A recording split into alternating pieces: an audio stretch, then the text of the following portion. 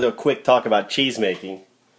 I'm doing permaculture outside, cheese making inside, and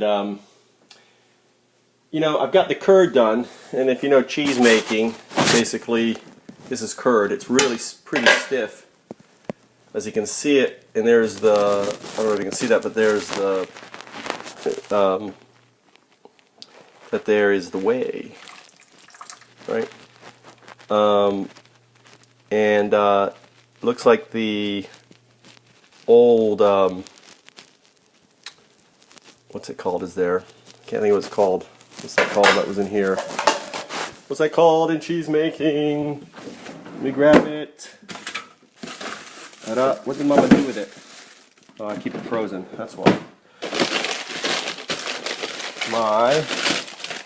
There it is. What's it called? Rennet. That's what it's called, rennet.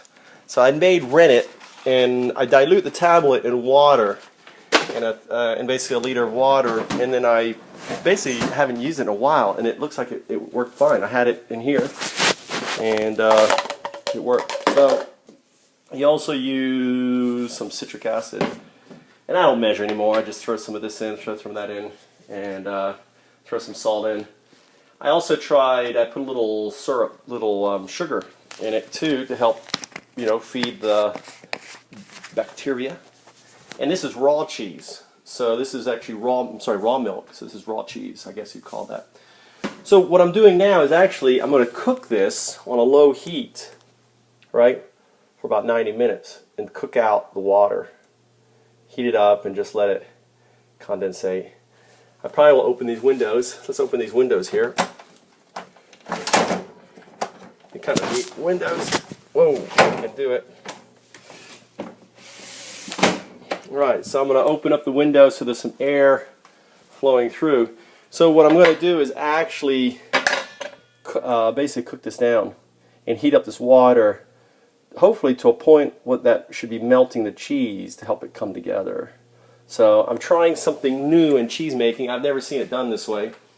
I'm all about, you know, innovating, experimenting on the systems. I'm never satisfied to follow directions. I always want to do it my way and explore. To me, everything is kind of an experiment. That's what us innovators who live outside the box, that's how we are.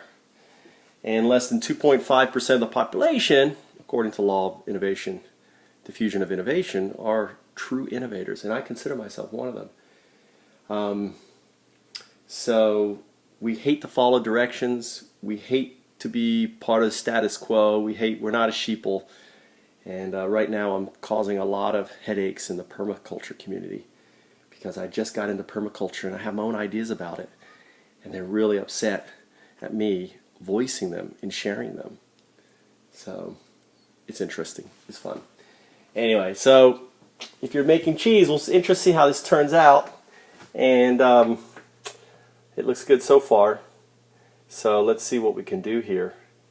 I may, I don't know if I should spoon off the whey or not. I've spooned off the whey before. You know what? I don't have any containers, any big 2-liter containers, I don't think. So, alright, I don't know. So, basically what I'm doing is after I cook the cheese, after the cheese is formed, I'm reheating it, and I'm going to get it to about 60-70 degrees. Hot enough that it should be causing the cheese to kind of melt and come together. And then I will see what happens. So that's it. Quick video on cheese making, doing it differently.